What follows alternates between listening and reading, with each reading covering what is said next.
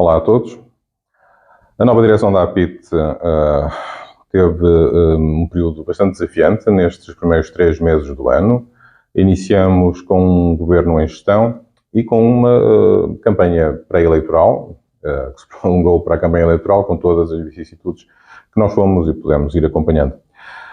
Procuramos, ainda com o anterior Executivo, que algumas das questões que se mantenham como problemas para os trabalhadores da AT pudessem ser ainda resolvidos.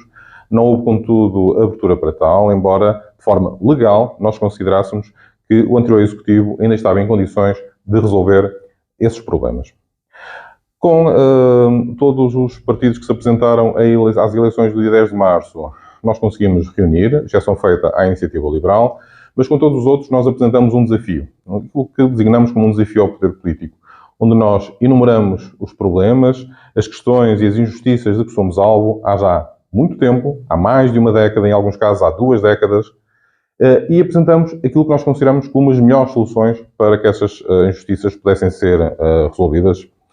Mas, na verdade, aquilo que todos nós exigíamos, que eram compromissos por parte desses partidos políticos no sentido de defender os direitos dos trabalhadores perante essas mesmas injustiças de que estavam a tomar conhecimento, ou pelo menos naquele momento estavam a ser confrontados, não houve compromisso, exatamente essa é a palavra que tem de ser aqui dita, por parte de nenhum desses partidos.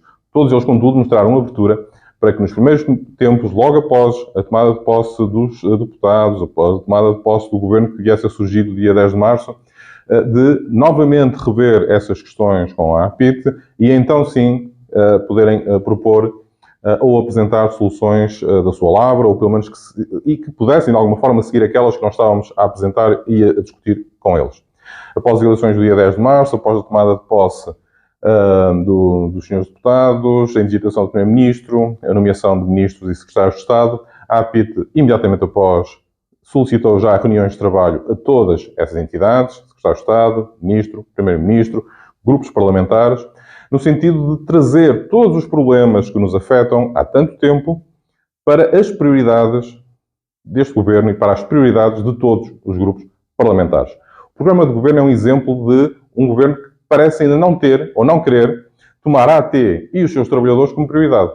O programa de governo é bastante pobre naquilo que se relaciona com a Autoridade Tributária e Aduaneira, com aquilo que se relaciona com as questões que preocupam verdadeiramente os trabalhadores da AT. Desde a estapafúrdia revisão de carreiras que foi realizada em 2019 e que só aprofundou injustiças e criou novos problemas. Mas também as questões relacionadas, por exemplo, com o período de congelamento a que todos estivemos sujeitos, durante 14, 16, 18 anos, e que não foram nem repostas as justiças que todos nós gostaríamos pelo descongelamento de 2018, ou até por aquilo que foram concursos absolutamente inóculos e que se realizaram em 2019, concluindo-se a partir do final de 2021. Ou seja, estes trabalhadores estiveram sujeitos, efetivamente, a períodos de congelamento extremamente longos e não beneficiaram de absolutamente nada no final desse período. E, portanto, e muito bem, se o Governo pretende repor e rever alguma justiça para outras carreiras da função pública que estiveram sujeitas a períodos de congelamento idênticos ou superiores, bem, superiores, tenho algumas dúvidas que tenham sido. A verdade é que os nossos períodos de congelamento parecem ser, temos a certeza que são bastante superiores. Eles não podem, nem o Governo, nem os partidos com representação parlamentar, ignorar as situações que ocorreram e continuam a ocorrer porque não foram resolvidas junto dos trabalhadores da AT. Mas são muitas outras soluções. O complemento de inspeção ao subsídio de risco, uma luta de mais de 20 anos, desde o Decreto-Lei 112 de 2001, que continua por resolver. Todos os corpos inspectivos da administração pública pediram essa situação resolvida. Qual é o único corpo inspectivo em que isso não sucede? O Corpo da Inspeção Tributária e Aduaneira. Nós deveríamos pensar, se calhar, se existe alguma razão por detrás dessa vontade em não resolver esse problema. Mas há outras questões. As questões relacionadas com a forma como os concursos de 2019 foram concluídos. Tal como eu tive a oportunidade de dizer, a maior parte dos casos foram inóculos, outros eram prejuízos com a anulação de pontos e de um percurso profissional. Mas também aquilo que são as questões relacionadas com a compensação por trabalho aos fins de semana, feriados, as horas extraordinárias, que muitas vezes parecem depender de interpretações arbitrárias de diretores de finanças ou diretores de alfândegas. Isso não pode suceder. E essas são questões que têm de ser devidamente tratadas. E o que dizer da valorização da tabela remuneratória criada em 2019 para as carreiras especiais?